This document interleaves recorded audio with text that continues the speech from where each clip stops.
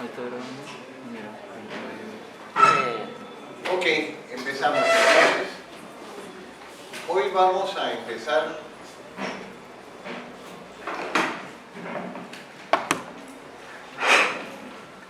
hablando sobre la fisiopatología de enfermedades gástricas y enfermedades gástricas.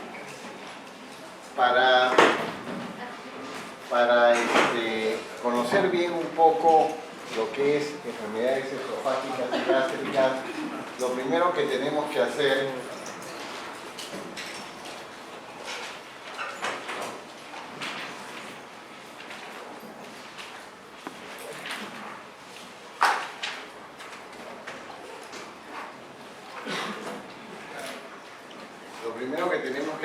es saber nuevamente nuestro recordario del aparato digestivo. Nosotros trituramos, masticamos los alimentos y a nivel esofágico lo que se produce es una deglución, la deglución para pasar del esófago al estómago, ¿no es cierto? El esófago, como ustedes ven, es como un tubo que normalmente mide aproximadamente 24 centímetros y que va desde la sexta vértebra cervical hasta la 11ª vértebra dorsal, ¿ok? Y tiene unos esfínteres y también tiene un hiato que se llama hiato esofágico. ¿Qué cosa es el hiato? ¿Ah? ¿Qué cosa es el hiato? ¿Qué es el hiato? El hiato es el orificio por el cual el esófago atraviesa la cavidad torácica y llega a la cavidad abdominal. ¿De acuerdo? Entonces, ese es el hiato. Muy bien. Una de las cosas importantes que ustedes tienen que saber que la mucosa del esófago es escamoso en la parte sobre todo intratorácica y en la parte distal es columnar, epitelio de tipo columnar.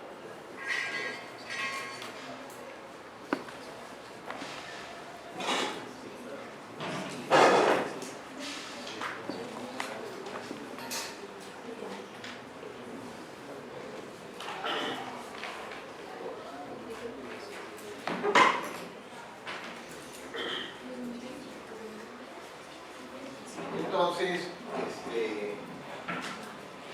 tiene una capa circular interna y tiene una capa longitudinal externa.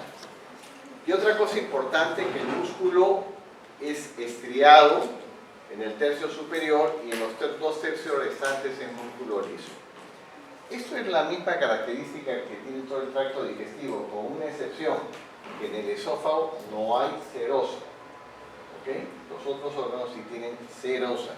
Esto no está cubierto por serosa. Esa es la parte anatómica que ustedes deberían de conocer. Muy bien.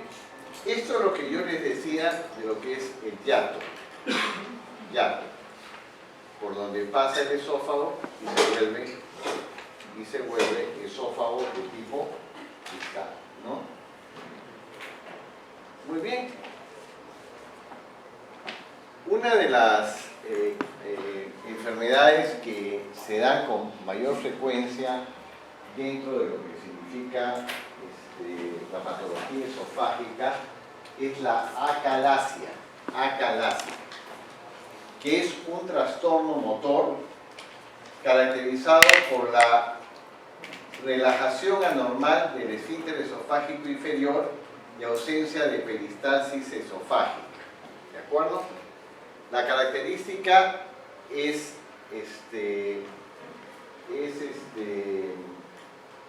no conocida, pero se supone que debería existir una disminución de las neuronas inhibitorias y esto condicionaría que las excitatorias, que están normales, predominen sobre las inhibitorias y producirían ese proceso. O sea, va a haber una contracción permanente del esfínter esofágico inferior. El esfínter esofágico inferior, ¿okay?, es uno de los,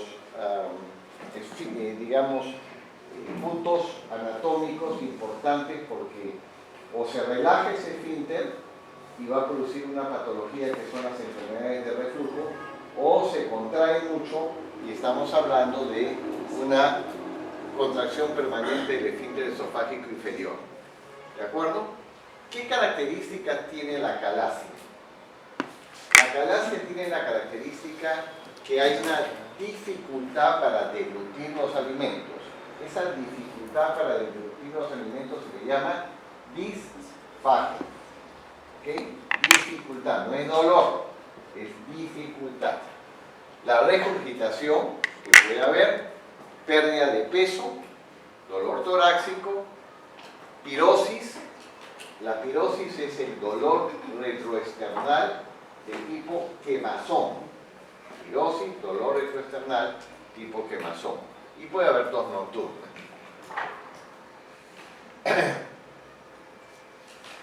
La radiología, que la vamos a ver, nos va a demostrar que el esófago termina en punta de lápiz. ¿Por qué termina en punta de lápiz? Porque está muy contraído. ¿De acuerdo?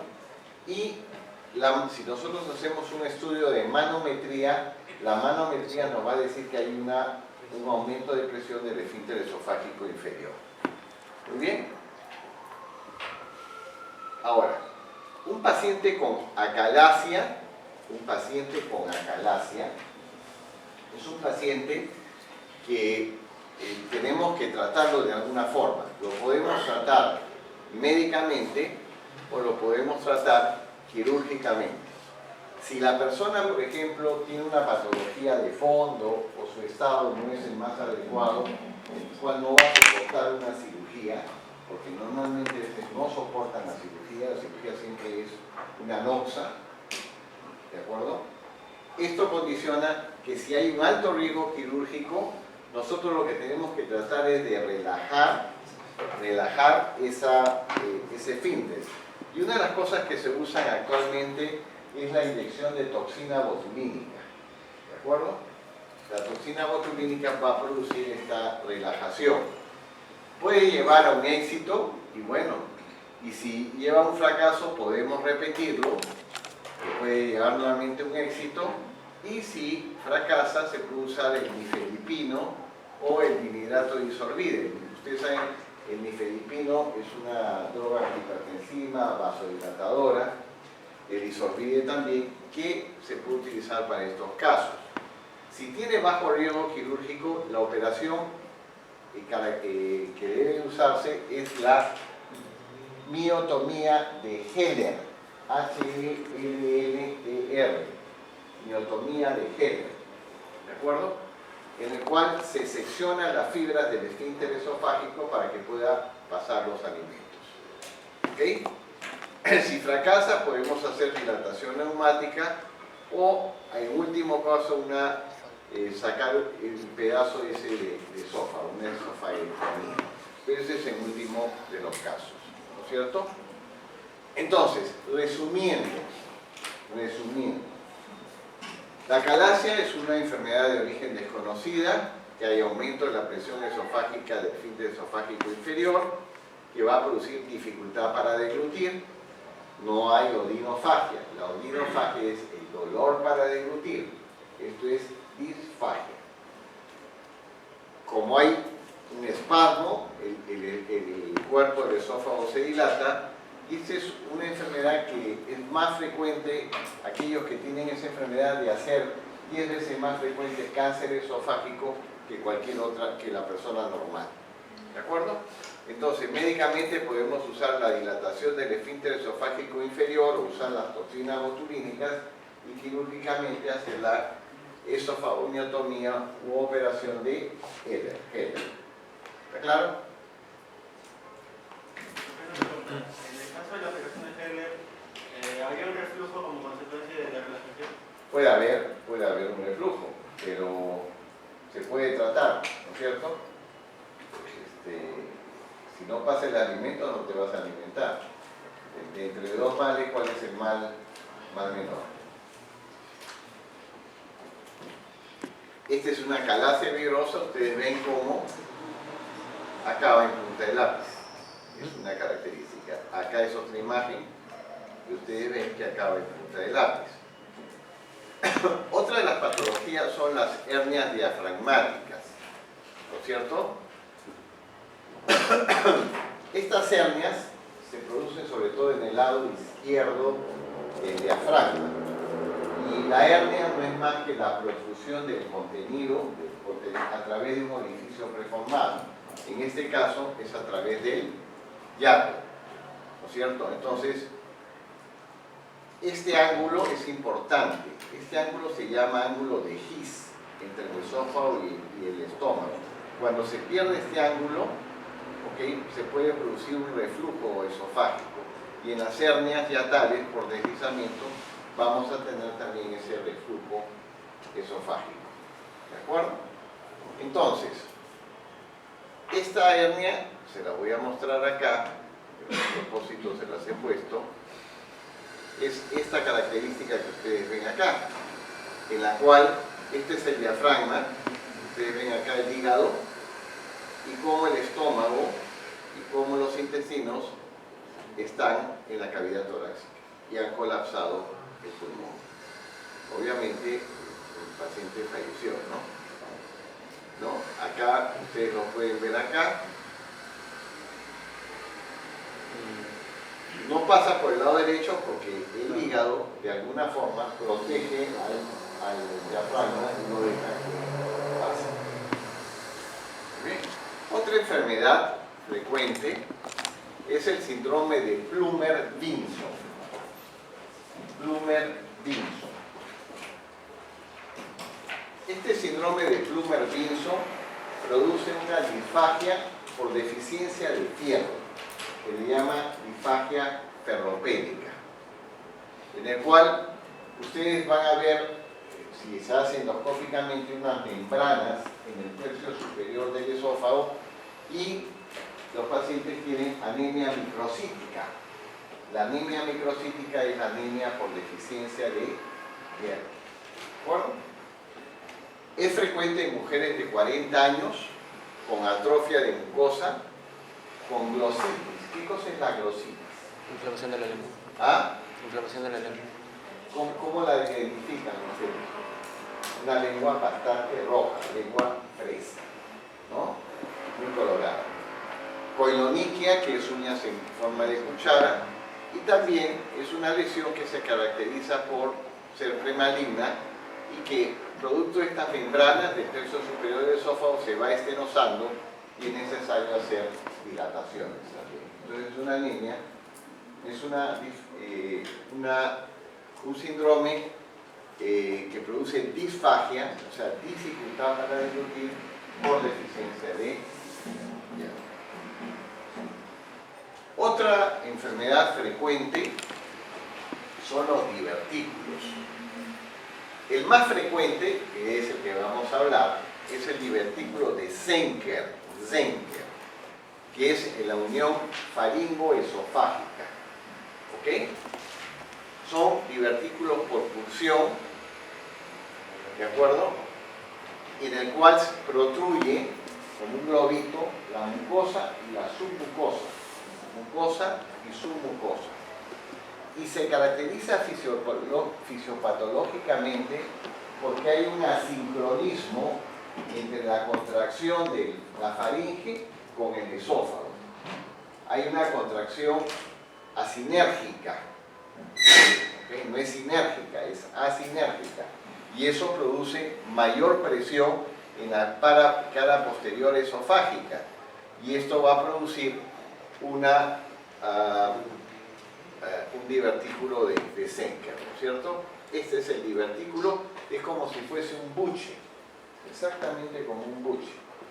Entonces las personas ingieren sus alimentos y se quedan con el resto de fideo, arroz, pedazo de carne, y esto va a producir, ¿qué cosa?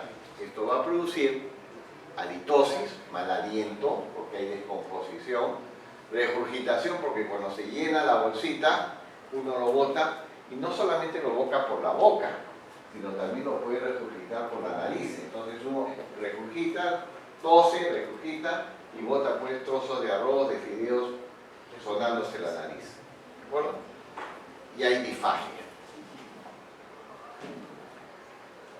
¿Dónde se forman? En la cara posterior de la unión faringoesofágica. ¿De acuerdo? Y produce disfagia, regurgitación y halitosis. ¿De acuerdo? El tratamiento es quirúrgico, no hay tratamiento médico para esto, ¿no? Hay que sacar, hay que resecar este divertículo, ¿no? El problema es que, dependiendo de la edad, no se olviden de que siempre los divertículos de alguna forma o la patología esofágica puede producir, cuando se opera u otra cosa, la mediastinitis, que es la infección del mediastino, porque el esófago es, los 2/3 del esófago son retroesternales, ¿no es cierto? Entonces, eso hay que tenerlo en cuenta. Ustedes radiográficamente pueden identificar, miren ustedes acá, este es el esófago y este es la bolsita. Ese es el divertículo de Zenker. Y la operación es resecar este divertículo. Otra vista lateral en el cual se ve el divertículo.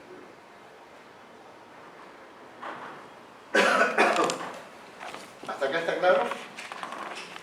Pasamos a una patología que es relativamente frecuente, la enfermedad de reflujo gastroesofágico. Creo que a todos ustedes, en mayor o menor grado, les habrá pasado alguna vez de que han regurgitado contenido ácido, sobre todo en las noches. Si ustedes, por ejemplo, ingieren alimentos grasos, una cantidad de carne, a las 10, 11 de la noche, se toman su buenos vasos de vino, cerveza o no sé qué cosas tomarán, y por ahí chocolate y todas esas cosas, y ahí se van a dormir, tengan por seguro que en un momento se va a producir una regurgitación. Y eso se produce bajo esas características, pero hay personas que sí lo hacen con mayor frecuencia. ¿Alguien le ha pasado? ¿Usted le ha pasado? Sí, ¿y usted? ¿Post-tranca? ¿O... ¿Ah? ¿Ah? Cuando antes tomaba. Cuando antes ya no toma. Cuando antes tomaba en exceso. Ah, ya. ¿Qué toma? ¿Cerveza? Sí, cerveza, ron. ¿Qué toma usted? Sí, ¿qué toma usted? ¿Ah?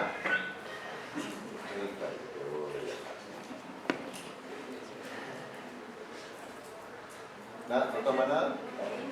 Bien. ¿Todos toman o hay alguien acá que es abstemio o abstemia?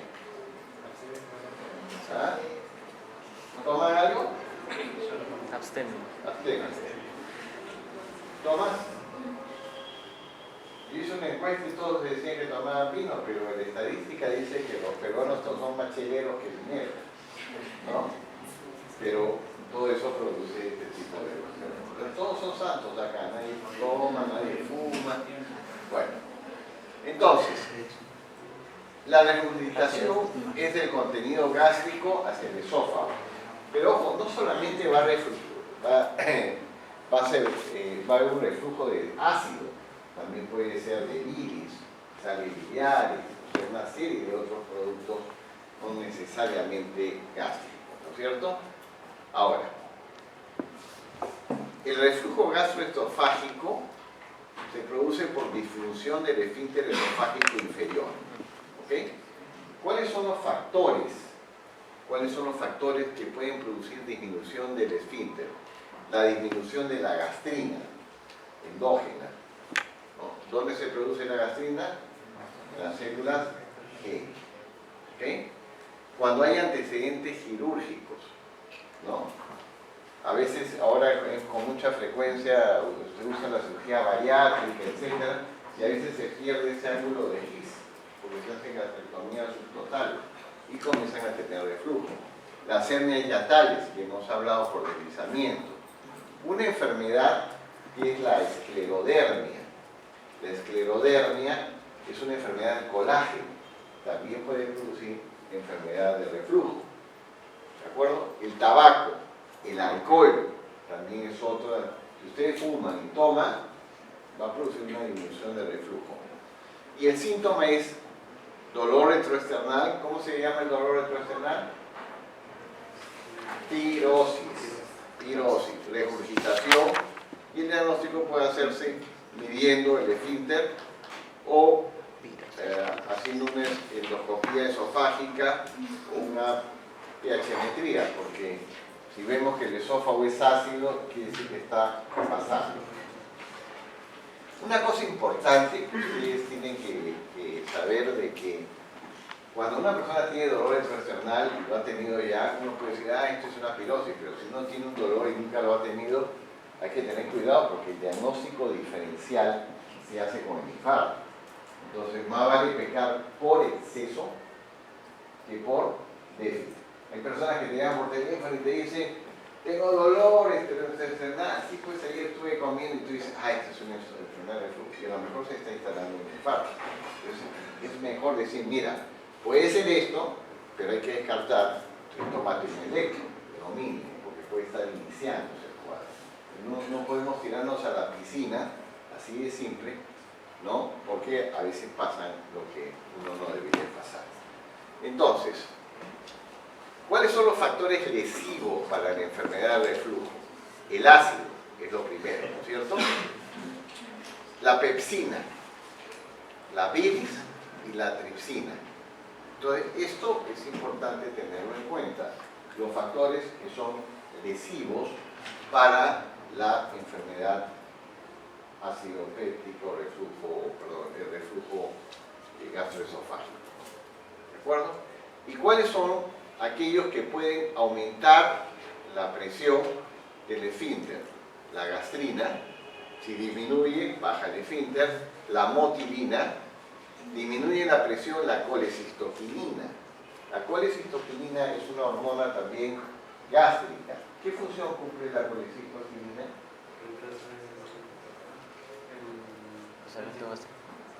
La colecistoquinina contrae la vesícula biliar y relaja el esfínter reóico. Cuando nosotros comemos, lo primero que hace es estimular la colecistoquinina para que se contraiga la vesícula y elimine la bilis hacia el duodeno para que haya una buena emulsificación, y tiene que relajarse el esfínter reóico, porque si no, no va a pasar la bilis.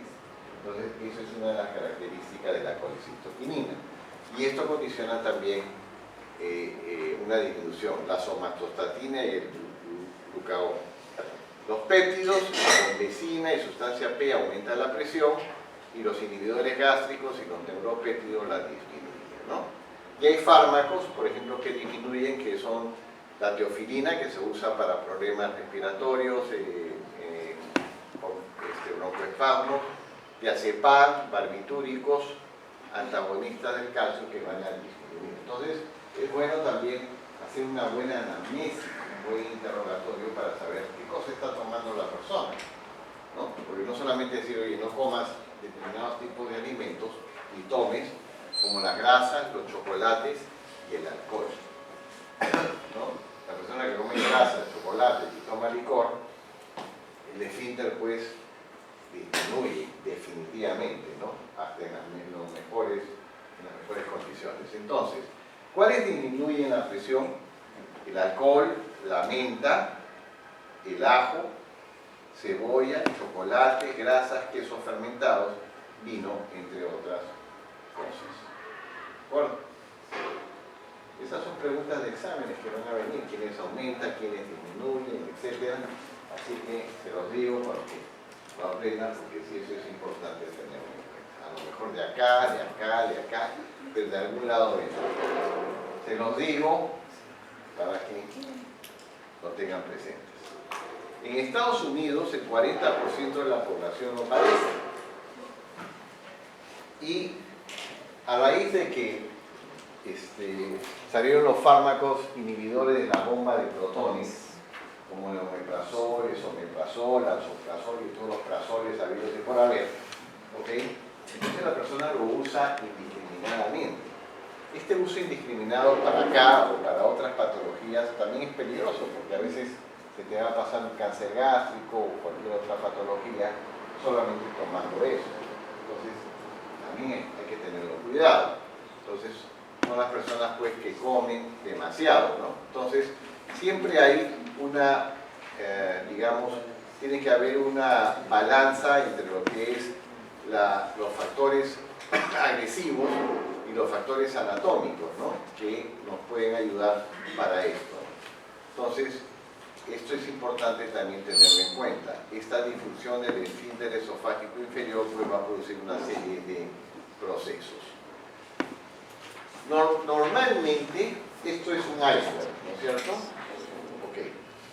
Los especialistas ven aquellas personas que tienen síntomas crónicos, que todos los días tienen esta regurgitación, que ya tienen una esofagitis de reflujo, que puede ser ya una lesión premaligna inclusive, y esto lo ven los gastroenterólogos y después los cirujanos.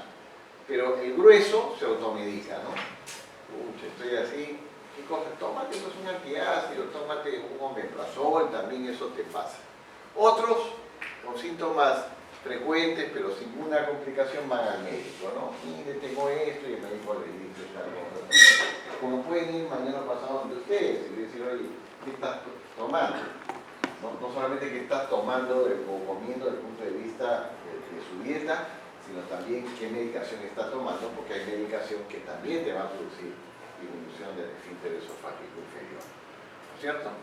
Entonces, este ángulo de His es el importante también para mantener, ¿no es cierto?, una buena tonía del esfínter, el ángulo de His. Cuando se pierde ahí el problema.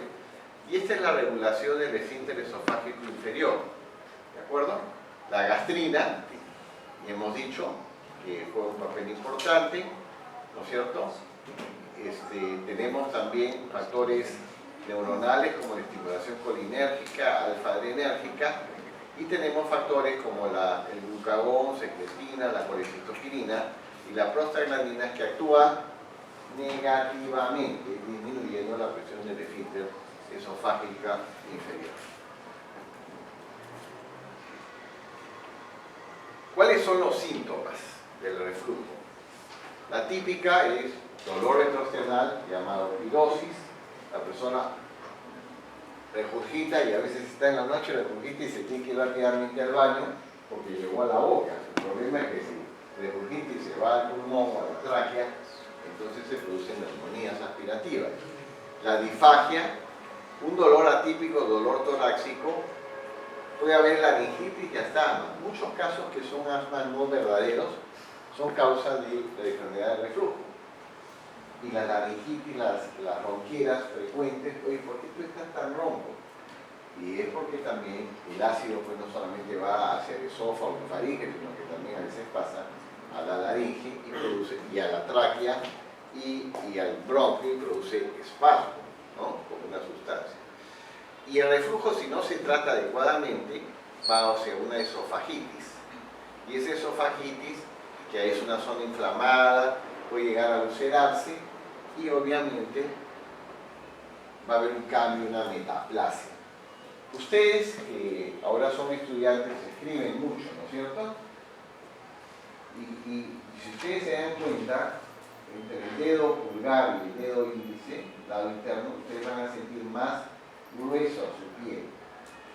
¿Por qué? Porque el trauma constante hace cambiar el epitelio para defenderse. Esto es igual. Si yo le meto ácido, va a cambiar. Y eso va a producir, es cuando ustedes se cortan, nunca van a tener el tejido exactamente igual, sino que va a estar medio acordonado. Y esto puede llegar hacia lo que significa el cáncer. Yo voy a traer, para mi clase de legado, voy a traer mi pistolita de agua. Esos chiguetes. ¿Okay? El que se queda dormido, uno de ustedes le echa el agua para que no digan que soy yo. ¿Okay? Así que acá ya se están quedando dormidos, veo. Espero que no sea así. Muy bien. Esta es la enfermedad de reflujo y hay situaciones clínicas que pueden estar relacionadas con la enfermedad del reflujo.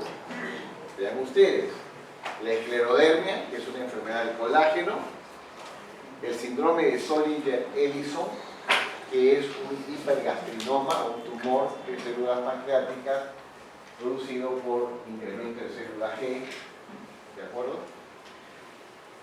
Tenemos también cirugía esofágica, si se opera, pues